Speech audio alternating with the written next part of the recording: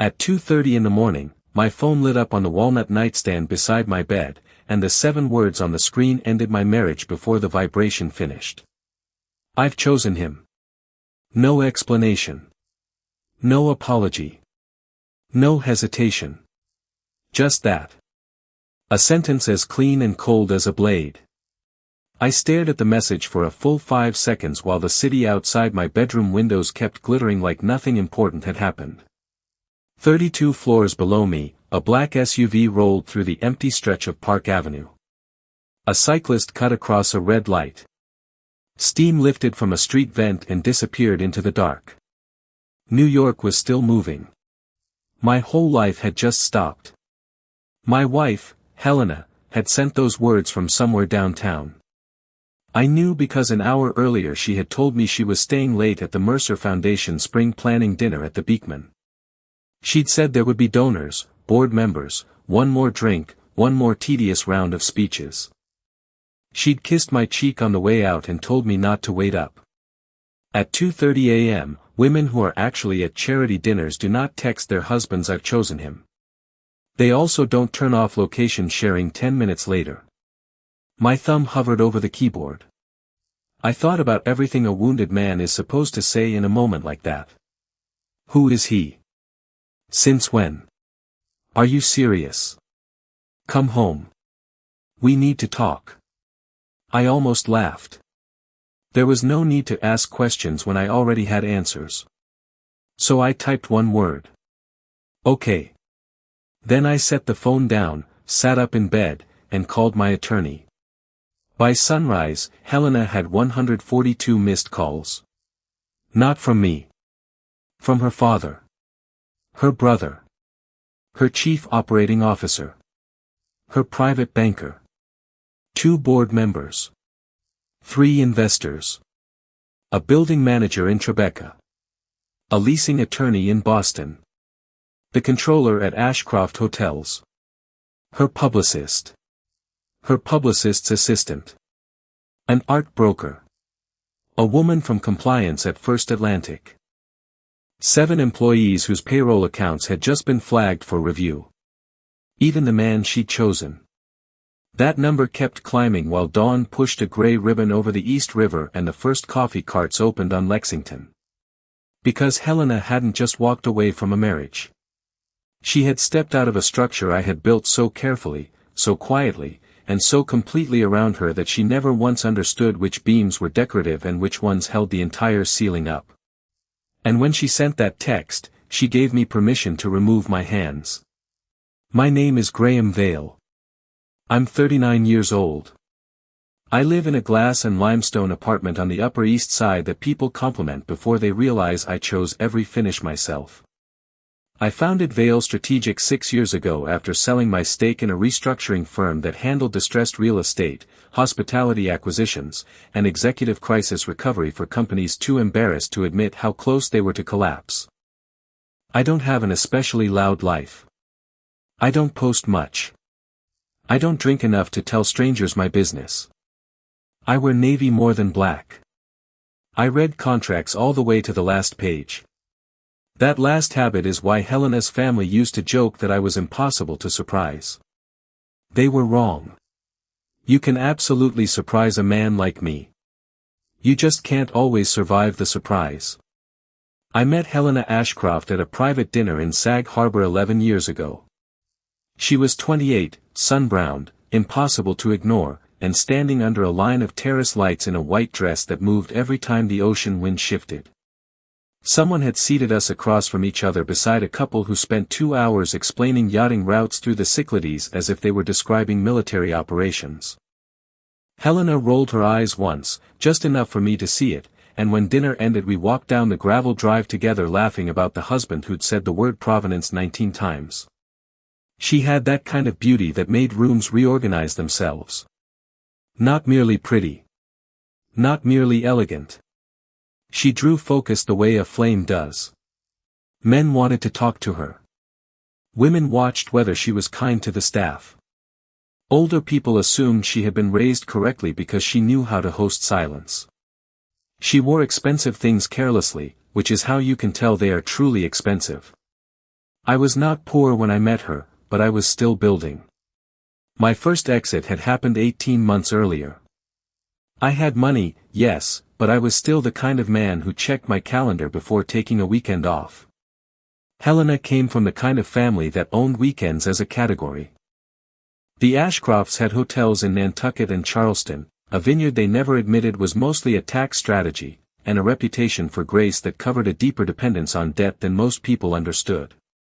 I understood it almost immediately. That was the first thing her father loved about me. Charles Ashcroft could talk to a banker for 40 minutes without technically lying while still making every bad quarter sound temporary and every looming default sound strategic. The man had silver hair, surgeon's posture, and a voice that could turn insolvency into a dinner anecdote. At our third family Christmas, after enough single malt to make him sentimental, he clapped me on the shoulder in the library at their Greenwich house and said, "You see things other people miss. Helena says that's what she loves about you." It should have concerned me that he phrased it like an asset review. Instead, I married his daughter. For a while, it was good. Better than good. The kind of good that makes you think other people are dramatic because your life appears to fit together so neatly. We bought a brownstone in Brooklyn Heights first, renovated it, then sold it when Helena said Manhattan felt more like the life we were building. She wanted to launch a hospitality design brand focused on boutique hotel interiors, residential staging, and high-end event environments. She had taste, connections, and instinct. What she did not have was operating discipline, vendor control, or patience with numbers. I had all three. So I built Ashcroft Atelier with her. Not publicly. Publicly, it was Helena's company. Her name in serif font on the website. Her face in town and country. Her quotes in Architectural Digest talking about emotional architecture and spaces that teach people how to feel expensive. I never objected. That was our arrangement. She was the front. I was the framework. I negotiated the lease on the Soho studio. I selected the controller. I introduced the private credit group that extended the first operating line. I wrote the structure for the management company that held the intellectual property, the vendor relationships, and the receivables discipline that kept her from lighting cash on fire every time she had a creative impulse. Helena said I made her feel safe. What she meant was invisible. There is a difference, and it matters. By the 5th year of our marriage, Ashcroft Atelier had grown into 3 divisions: design, staging, and brand consulting for luxury hospitality groups trying to look younger than their guest data said they were. On paper, Helena ran it. In practice, nobody signed anything material without my review. The line of credit that bridged payroll during seasonal delays existed because I guaranteed it personally. The lease on the Crosby Street studio had my liquidity statement behind it.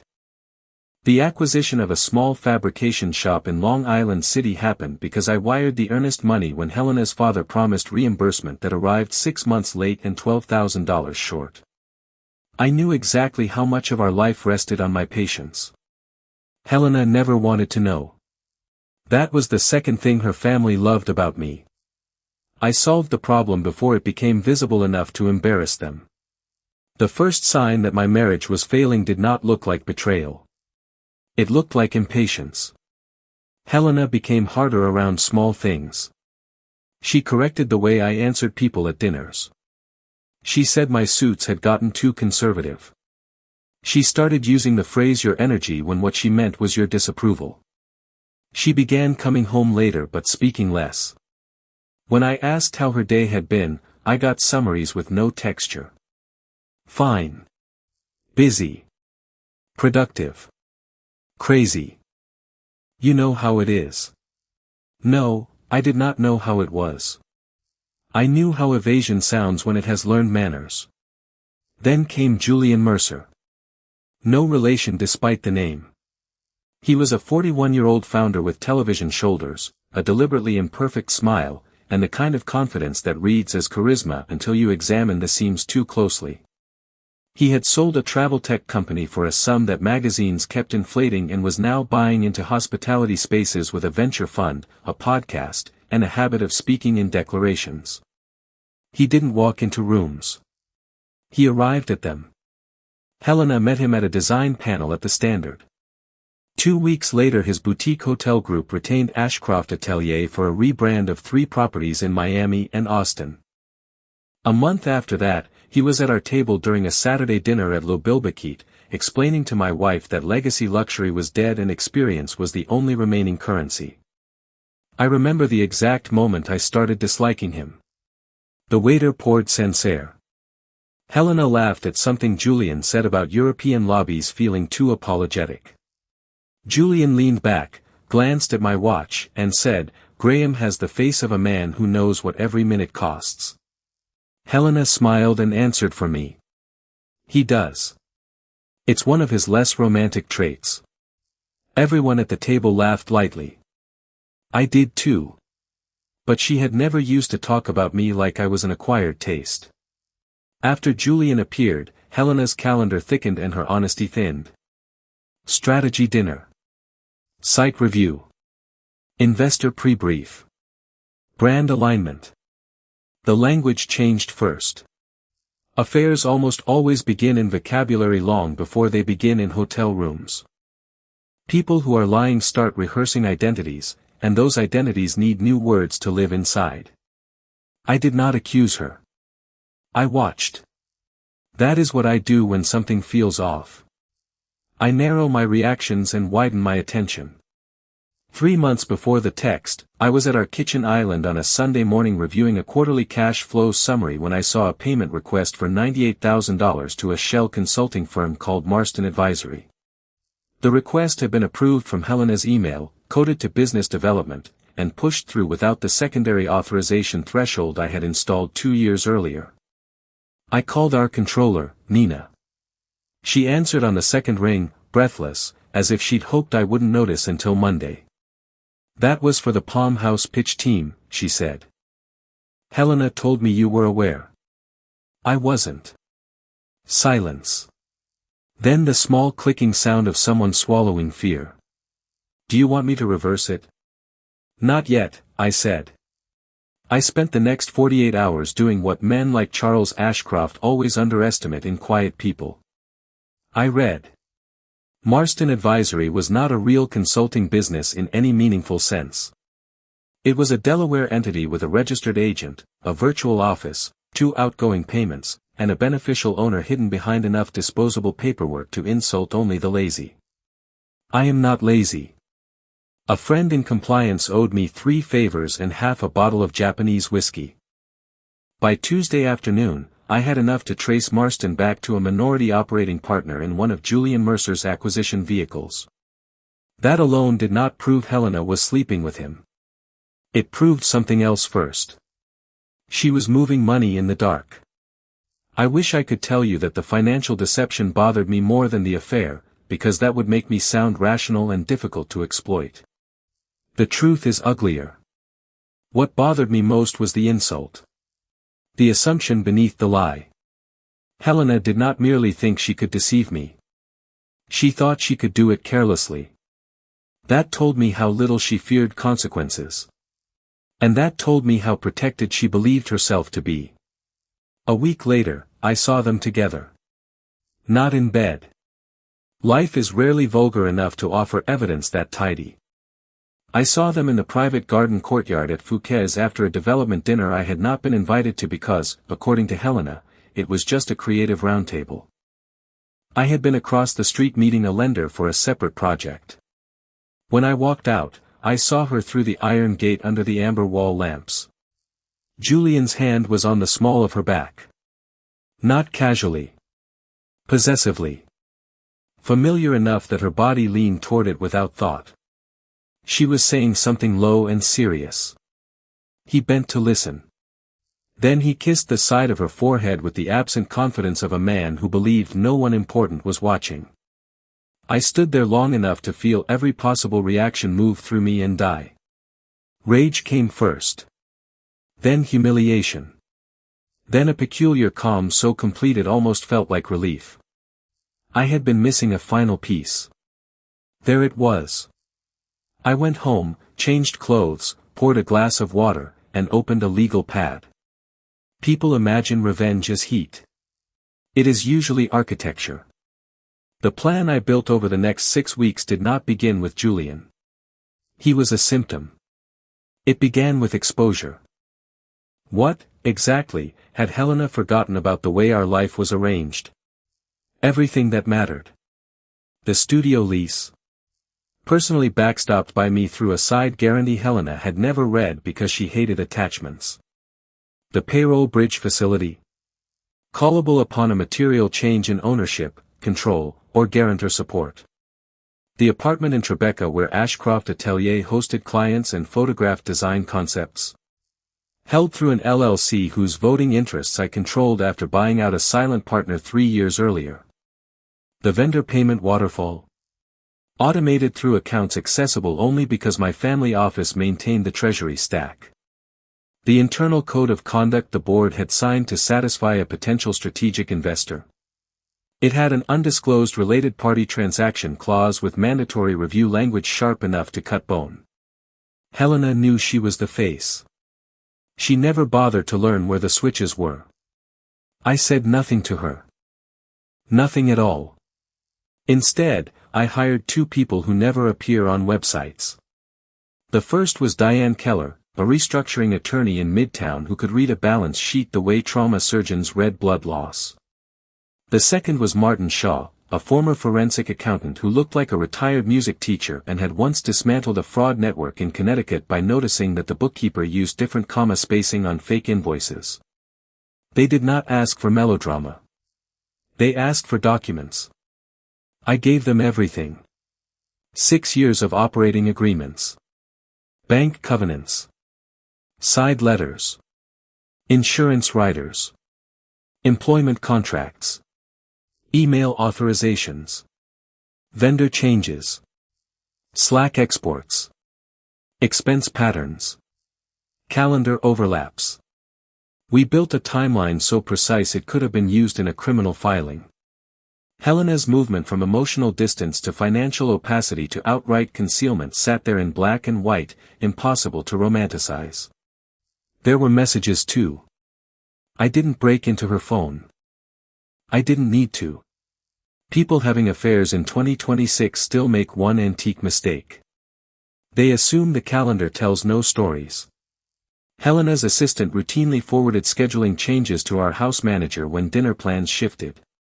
Those changes alone were enough to show repeated blocks of time at hotels, private members clubs, and a rented pied-a-terre in Tribeca listed under one of Julian's holding companies. Then Martin found mileage reimbursements coded to site visits on dates when no site staff were present. Then Diane discovered draft side agreements for a spin-out branding entity Helena planned to launch with Julian while extracting Ashcroft Atelier's best clients under the cover of a strategic collaboration. That was the real betrayal. Not the sex. The theft. They were not planning to leave me behind. They were planning to leave wearing pieces of my work. Once I understood that, my emotions became less relevant. Operationally, the solution was straightforward. We divided the response into 4 phases. Phase 1, isolate exposure. That meant notifying my family office, moving personally held reserves, removing discretionary sweeps, and instructing our private bank that no verbal confirmations from Helena counted on any account touched by my collateral. Phase 2, secure evidence. That meant mirrored email archives, independent vendor confirmations, board memorandum drafts, and a litigation hold prepared but unsent. Phase 3, preserve employees. I had no intention of letting 71 people miss payroll because my wife had confused infidelity with strategy. Diane negotiated a temporary backstop facility through one of my partners, but only if I took interim control after a formal board review. Phase 4, timing. Timing is everything when dealing with people who mistake social power for structural power.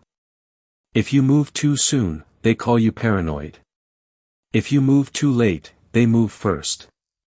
The correct moment is the one where their confidence has peaked and their options have narrowed. Helena selected that moment for me. A Thursday night in May. Warm enough for terraces. Too early for the Hamptons crowd to vanish from the city. Helena wore a black silk column dress with a low back and emerald drop earrings I had bought her in Geneva. She told me she was attending a late donor dinner and kissed the air beside my face while checking something on her phone. "You don't have to wait up," she said. Something in the way she said it made me think she had rehearsed it. I was in my study by 11, reading a debt memo and pretending not to notice that her assistant had accidentally sent the house manager a revised pickup address on Franklin Street instead of Beekman Place. By midnight, Martin had confirmed the address belonged to a penthouse unit leased through Julian's operating vehicle. At 1:14 a.m., Diane texted one sentence. "If she confirms separation or intent to divert, we can move before markets open." At 2:30 a.m., Helena gave us confirmation in 7 words. "I've chosen him." I replied, "Okay." Diane called 12 seconds later. "You're certain?" she asked. "Yes. No theatrics tomorrow. We move clean." "Clean is my favorite kind of damage," I said. I got dressed. By 3:05, I was in the back seat of a town car heading downtown, tie knotted, collar set, legal folder beside me. We crossed 59th under a wash of sodium light. The city looked rinsed and metallic. Delivery trucks were double-parked outside restaurants that would be full in 12 hours. A man hosed down the sidewalk outside a flower shop. Somewhere, some couple was still in love. Somewhere else, someone was ending everything badly. At 3:22, I walked into Diane's office on the 27th floor of a building near Bryant Park where the lobby smelled faintly of marble dust and burnt coffee. She already had 3 associates there, 1 litigation clerk, and a banker on video from Connecticut. Martin sat at the end of the conference table with a banker-style cardboard box full of binders he did not need because he also had all of it indexed digitally. Nobody said they were sorry about my marriage. That is another reason I pay professionals. At 3:30, we began. The first notice went to First Atlantic, the lender on Ashcroft Atelier's revolving facility, informing them that I was withdrawing personal guarantor support due to suspected undisclosed related party transfers and requesting immediate review of all disbursement authority pending board action. The second went to the board. Subject line, Urgent Governance Review and Temporary Control Measures. Attached were 43 pages and 12 exhibits. Martin had organized it beautifully. Summary of flagged payments. Timeline of overlapping contacts. Draft spin-out entity records. Compliance concerns. Exposure to lender covenant breach. Recommendation, emergency board call at 6:30 a.m. To place Helena Ashcroft on administrative leave pending independent investigation and appoint interim operating oversight to preserve enterprise value. At 3:52, my private banker confirmed that the collateral extension Helena had been relying on for the Nantucket property refinance would not roll at opening. At 4:03, the building manager for the Tribeca studio acknowledged my instruction that all off-hours access approvals be suspended until ownership review was completed. At 4:11, outside counsel for Ashcroft Hotels requested a copy of the memo because Charles Ashcroft's personal pledge to a separate hotel note referenced liquidity supported by distributions from Helena's company. That was when the first crack reached the wider wall. Because rich families do not collapse like buildings. They collapse like confidence. One call. Then another.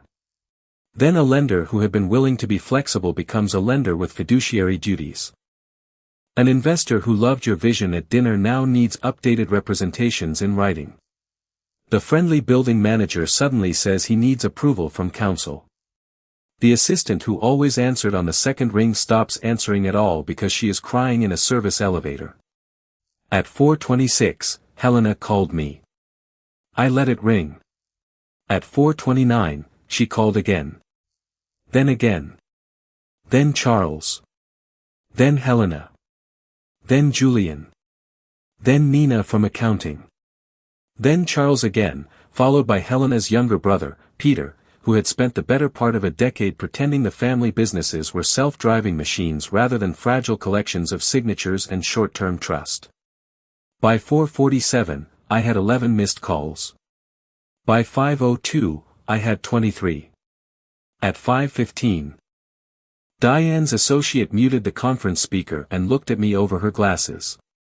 Your wife just emailed the board saying this is a personal misunderstanding being weaponized by an emotionally volatile spouse. I laughed for the first time that night. Emotionally volatile men do not usually provide indexed exhibits. Send Exhibit 9 first, I said. Exhibit 9 was a draft services migration plan prepared by Helena and Julian's counsel. It mapped how 8 of Ashcroft Atelier's top 12 clients could be redirected to a new entity within 90 days after what they referred to as founder transition. My favorite line in the document was not even the theft. It was the assumption. Graham unlikely to act quickly due reputational caution. They had studied my decency like a weakness. A mistake many people make only once. At 5:31, the board chair called me privately. Her name was Elise Waverly. 62. Former private equity operator. No patience for vanity disguised as leadership. Graham, she said, if even half of this is accurate, Helena is finished. All of it is accurate. And the company? Salvageable if we act before 8. There was a pause, the kind intelligent people use when deciding whether a life is about to bifurcate. Are you willing to step in temporarily? Only to protect staff and clients. After that, the board can install whoever it wants. Understood, Elise said. Stay available. At 5:48, Helena called from a different number. I answered. Her voice hit me like cold water. Not because it still moved me. Because it was suddenly stripped of performance. Graham, what the hell are you doing? Preventing theft. Don't do this. You already did. This is between us. No, Helena, I said. Infidelity was between us. Wire fraud, fiduciary breach, and attempted client diversion are not. I heard breathing on the line. Fast. Shallow. Then another voice in the background. Male. Angry. Julian. She lowered her tone at once. Please. We can work this out privately. You sent a text at 2:30 a.m. ending a marriage while standing inside a plan to strip my work for parts. You don't get private anymore. She started crying then, or trying to. It was hard to tell. Helena was never a theatrical crier, but she knew exactly how her voice softened when she wanted rescue. I made a mistake. Several, I said. Then I hung up. At 6:07, the board voted unanimously to suspend Helena's authority pending investigation. At 6:12, First Atlantic froze discretionary draws. At 6:18, the temporary payroll facility was executed under a board-protected structure. At 6:24, access permissions to Ashcroft Atelier's Treasury dashboard were reassigned. At 6:29, Elise circulated a brief notice to senior leadership. Helena Ashcroft was taking an immediate leave of absence, operations would continue under interim oversight, clients would experience no disruption. That sentence did more violence than shouting ever could. Operations would continue. In other words, the machine she thought she was had just demonstrated that it could survive without her.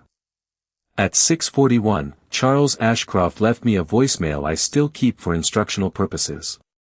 Graham, call me immediately. This has gone far enough.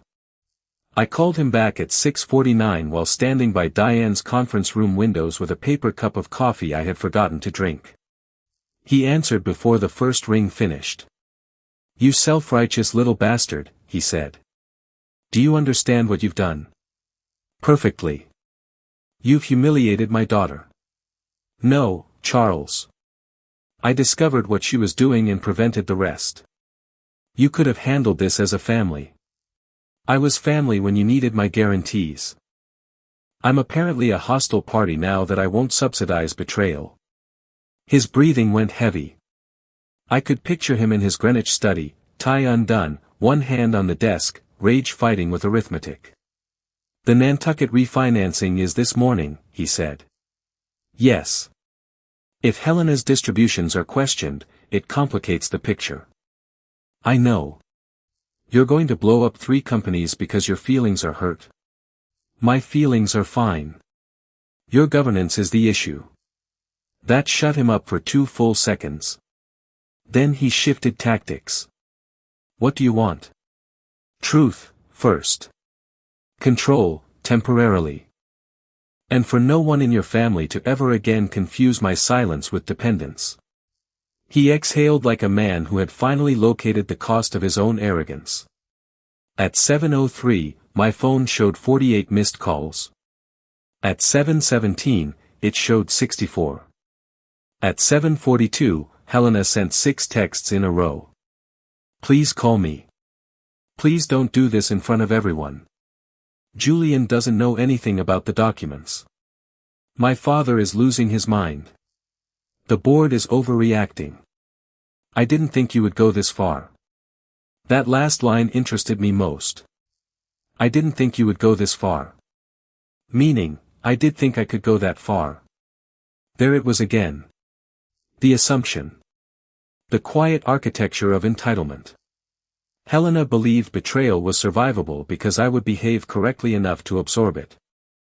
She had married competence and eventually confused it with permission. By 8:05, the missed calls hit 91. I finally left Diane's office and headed to the Soho studio because interim control is not a phrase you hide behind a conference table. If people are frightened, they deserve to see the person holding the line. The elevator doors opened onto a room I had paid to build but rarely used. 14-foot ceilings. Bleached oak tables. Oversized material boards leaning against the wall. Shelves of stone samples arranged so artfully they looked accidental.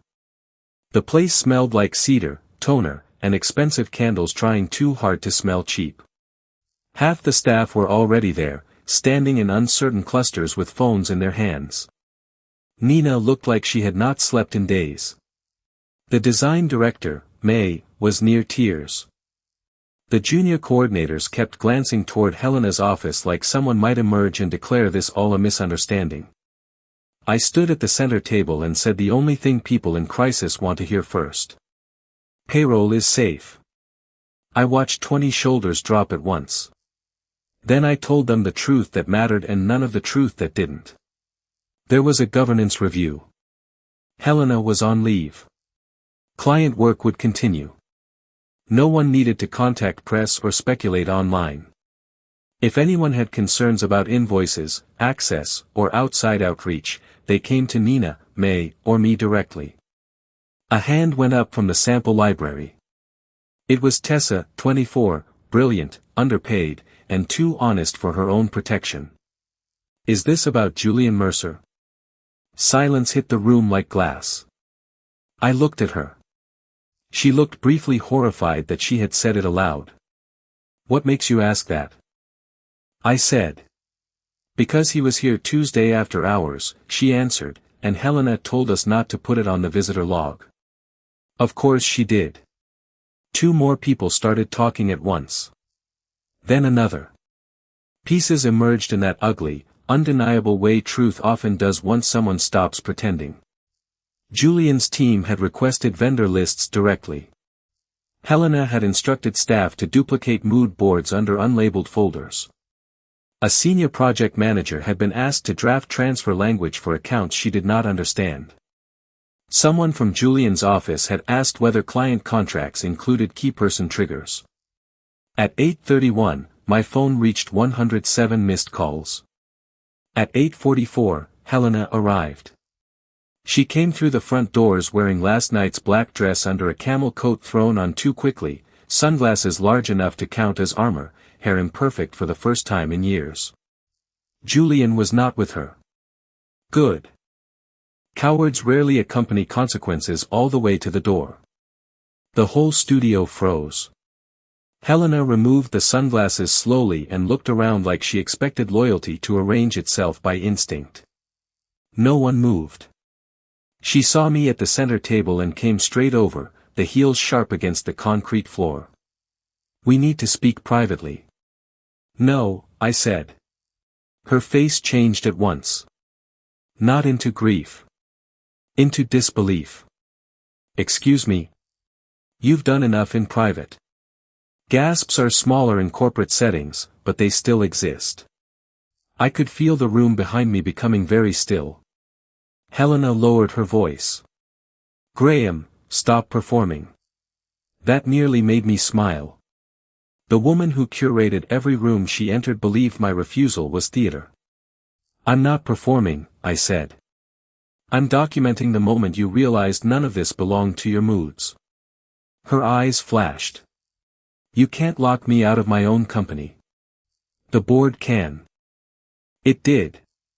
My company. The company's, I said. She glanced around for support and found only frightened employees and Nina staring at the table. You told them? She said. I told them their jobs were protected. So now you're the hero? No. I'm the one making sure your choices don't bounce payroll. That landed. Because for all Helena's vanity, she did care how she looked to subordinates. She took a step closer. I ended a marriage badly, Graham. I know that. But you are burning down my life because you're angry. I opened the folder in front of me and slid one page across the table. She looked down. It was the draft migration chart from her planned spin-out with Julian. 8 client names. 90-day transition sequence. Internal note about delaying disclosures until after founder messaging. The color drained from her face so quickly it was almost abstract. Where did you get this? From the plan to rob me politely. She didn't answer. I placed a second document beside the first. Marston Advisory Wire Trail. Then a third. Visitor logs cross-referenced with after-hours studio access. Then a fourth. Draft term sheet for her joint venture with Julian's hospitality group. By the time I looked up again, Helena's mouth had parted slightly but no sound came out. This wasn't what you think, she whispered. No, I said. It's worse. This is what you thought I wouldn't understand. She left 10 minutes later without touching the papers. At 9:12, my phone showed 121 missed calls. I spent the rest of the morning moving through wreckage the way I imagine air traffic controllers do during storm diversions. Calm voice. Constant triage. Client call with Charleston Property Group. Reassurance to fabrication vendor. Meeting with employment counsel. Briefing with Elise. Conversation with the PR advisor, who very carefully suggested a generic statement about leadership transition while avoiding every personal noun.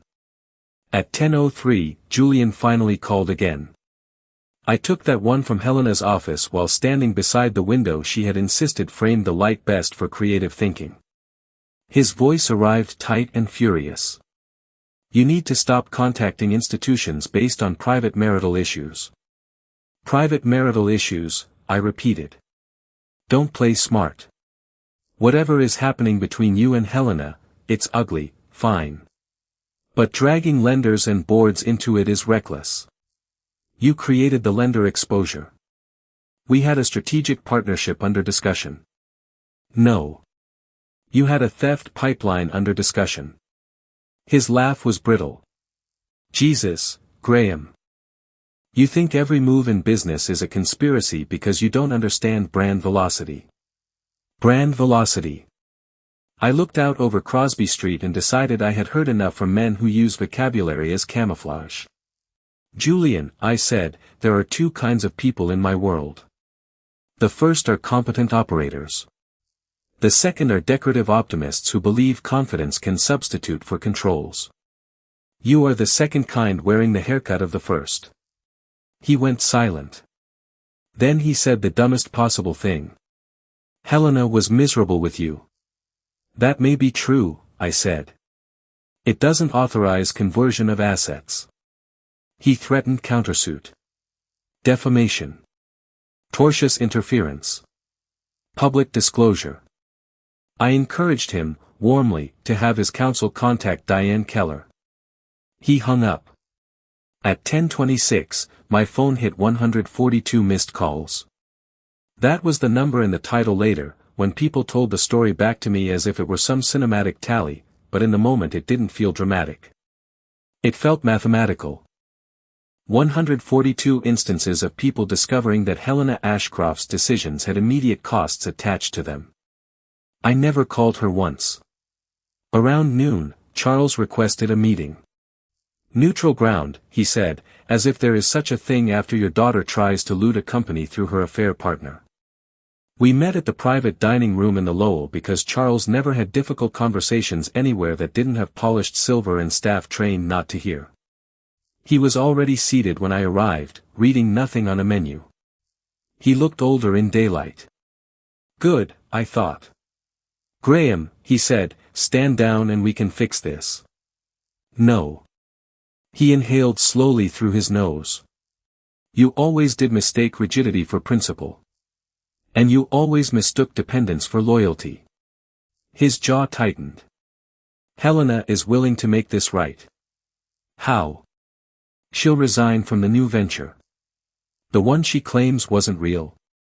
A flash of irritation. He hated precision when it trapped him. She'll cooperate with the review. Quietly. Too late for quietly. What do you want then? Cash. Equity. You want to humiliate her in court. I want disclosure. Full forensic review. Rescission of every hidden side arrangement. Formal acknowledgement that the attempted diversion happened. And in the divorce, I want a valuation based on actual contributions, not magazine mythology. He stared at me a long time. You're enjoying this. I shook my head. That's what men like you tell yourselves when someone finally stops absorbing the damage. Enjoyment would have happened 6 weeks ago. This is administration. The waiter came in then with sparkling water and immediately sensed he had wandered into the wrong century. Charles waited until the door shut. You know, he said, Helena always told us you could be cold. Cold men don't save payroll, I said. He looked away first. The divorce itself was expensive, unpleasant, and less emotionally satisfying than movies teach people to expect. Courts are not moral theaters. They are sorting facilities. Helena's attorneys tried to paint me as controlling, punitive, financially domineering. Diane turned each claim inside out with records. Contributions. Guarantees. Governance. Deferred compensation. Reinvested distributions. Every time they tried to cast me as the man who overshadowed his wife, we produced documents showing I had underwritten her prominence while she quietly carved escape routes through company assets. Settlement discussions stretched through summer. Julian lasted less than 8 weeks. That surprised no one except Helena. Men like Julian adore women at the exact altitude where admiration is still frictionless. Once the lenders begin calling, once the lawyers request custodial devices, once the weekend becomes affidavit preparation and the whispers at members' clubs are no longer flattering, men like Julian rediscover boundaries. He did not leave heroically. He left administratively.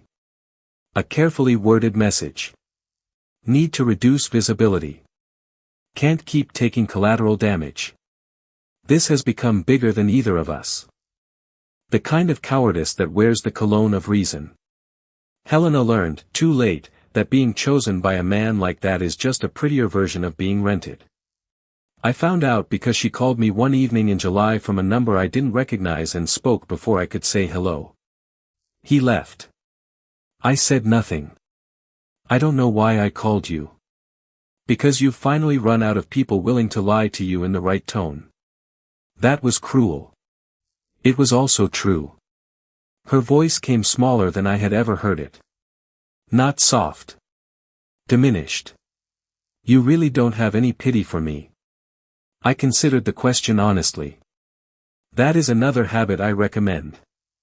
I have pity for the version of you who could have been decent and wasn't, I said. I have pity for anyone who destroys a stable life because being admired started to feel more important than being trustworthy. But for the consequences? No. She cried for real then. Quietly. No performance in it at all. Just loss finally losing its jewelry. There are people who will tell you that was the moment I should have softened. That I should have remembered the white dress in Sag Harbor, the early years, the way she slept with one hand under her cheek, the absurd amount of basil she used in summer pasta, the fact that for a time she really had looked at me like home. I remembered all of it. Memory is not the same as obligation. What would you have done, she asked, if I'd just told you the truth? Much less, I said. That answer hurt her more than yelling would have. Because it forced her to confront the simple thing betrayal always tries to hide. The punishment is rarely created by the confession. It is created by the scheme wrapped around the lie. By August, the board had made my interim role permanent for a 12-month stabilization period. I did not want the title. I accepted it because May could run creative but not financing, and because 90% of leadership is boring timing when institutions are shaky. We shrank 2 vanity initiatives Helena had championed, renegotiated vendor contracts, unwound the hidden spin-out relationships, and sold the Long Island City fabrication shop to a competitor at a small gain. Clients who had been preparing to flee stayed because they preferred competence to spectacle. Funny how that works. The press never got the full affair story. I made sure of that. Not out of tenderness. Out of discipline. Public humiliation is a messy tool. It satisfies spectators and contaminates outcomes. The official version was leadership leave, governance review, strategic restructuring. Anyone with access to the right dinners knew more, of course. In Manhattan, discretion isn't the absence of gossip. It's the presence of tasteful synonyms.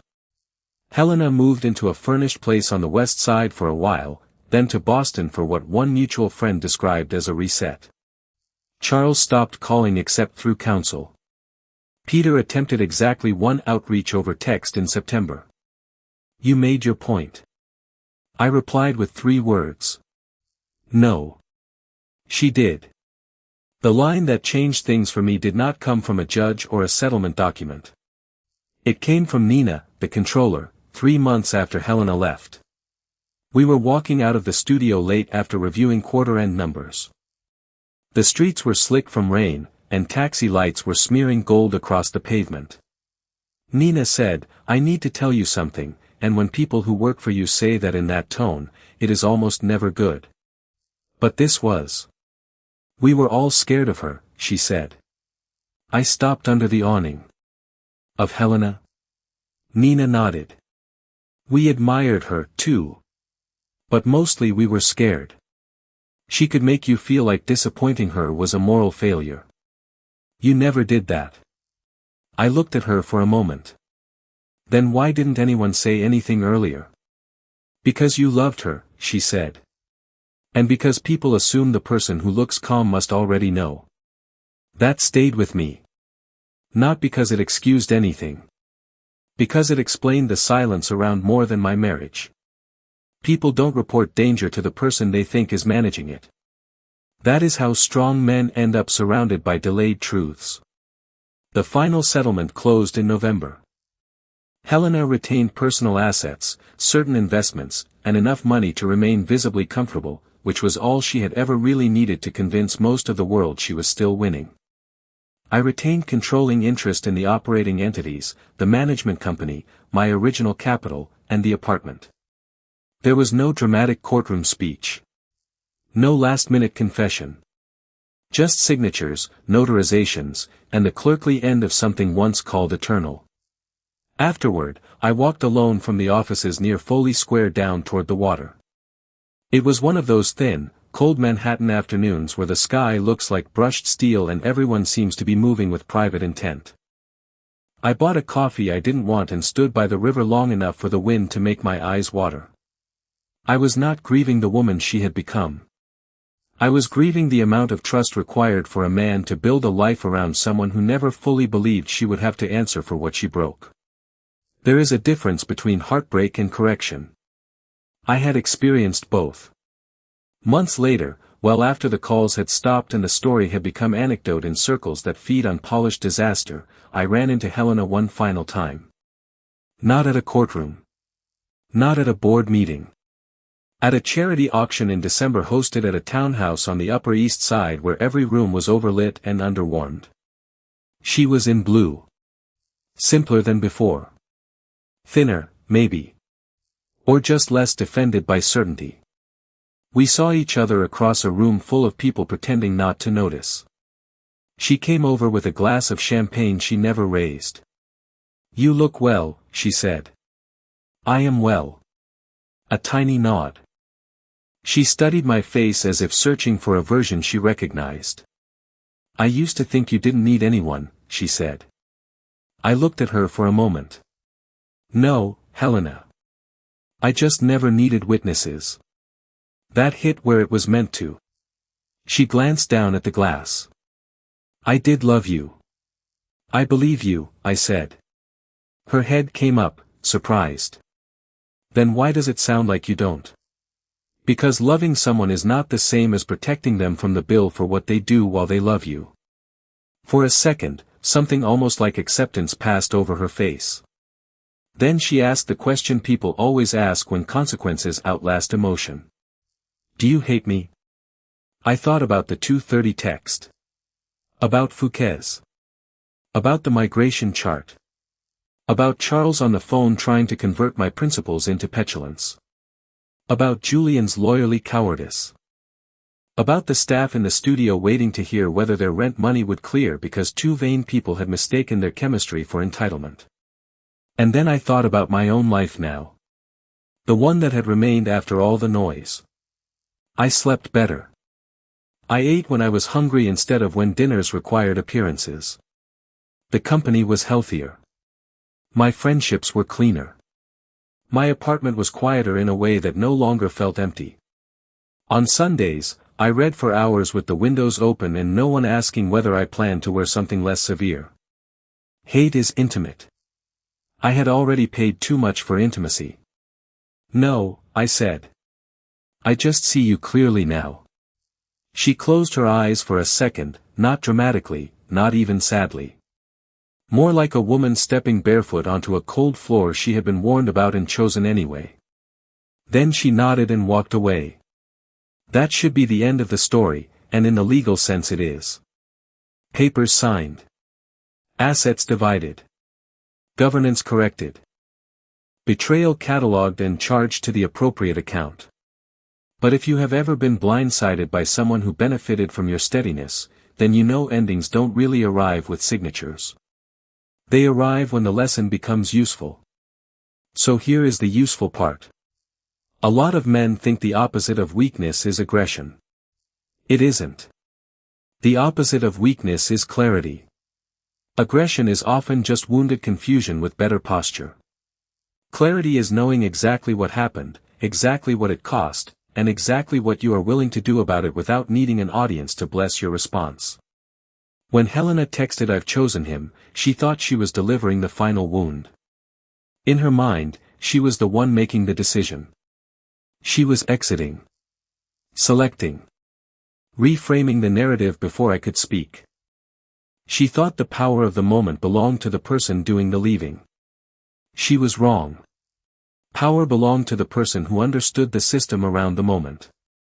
To the person who knew where the guarantees sat, where the approvals ran, where the lies crossed into exposure, where emotion ended and structure began. That is why one word was enough. Okay. Not because it was forgiving.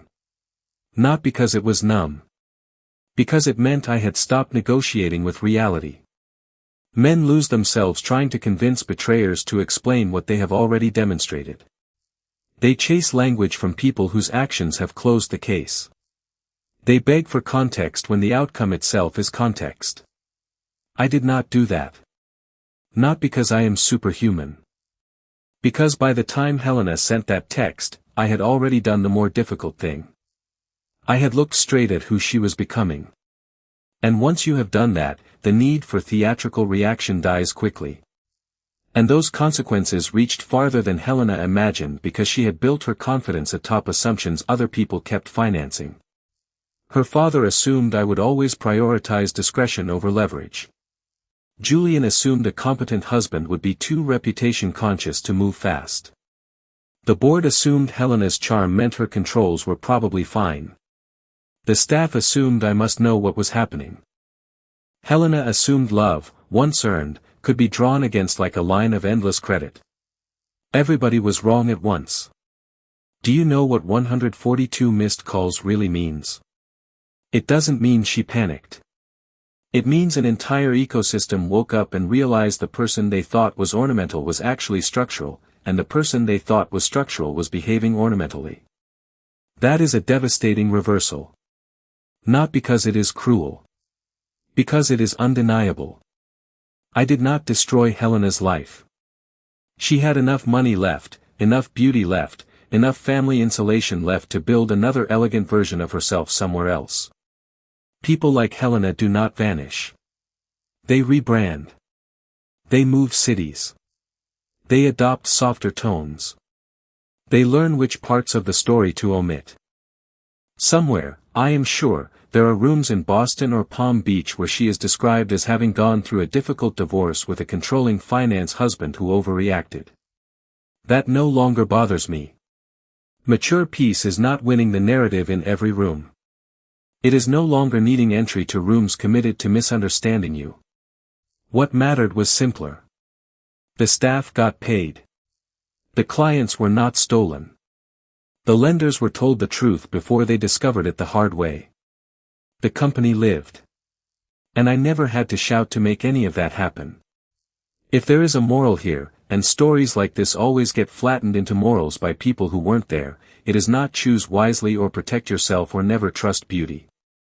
Those are slogans for people who want pain to become refrigerator poetry. The real lesson is more technical than that. Know what your life is actually resting on. Know which signatures matter. Know who can move money.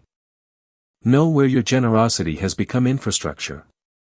Know the difference between being loved and being relied upon.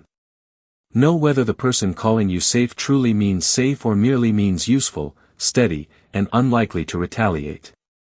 And above all, if you build something with someone, learn the architecture so completely that if they ever decide to set fire to one wing on the way out, you can seal the doors before the rest of it burns. That is not paranoia. That is adulthood with receipts. I still have the screenshot of Helena's text. Not because I revisit it. I don't. It sits in an encrypted archive alongside board minutes, settlement drafts, and the sort of documents men hope never become personally educational. I keep it for one reason only. To remind myself how briefly a life can split. 7 words from one person. 1 word back. Then a sunrise full of phones she could not answer fast enough. Sometimes people hear this story and ask me what the one word meant to Helena when she read it. Did she think I was broken? Did she think I was in shock? Did she think I was surrendering? Maybe. But what it meant to me is the only part that matters. It meant I was done volunteering confusion. It meant I accepted, instantly and completely, that the woman I had loved was willing to leave through deceit rather than honesty, extraction rather than accountability. It meant the negotiation was over. And once a negotiation is over, you stop pleading and start acting. That is what happened between 2:30 a.m. and sunrise. Not revenge. Recognition. Everything after that was paperwork.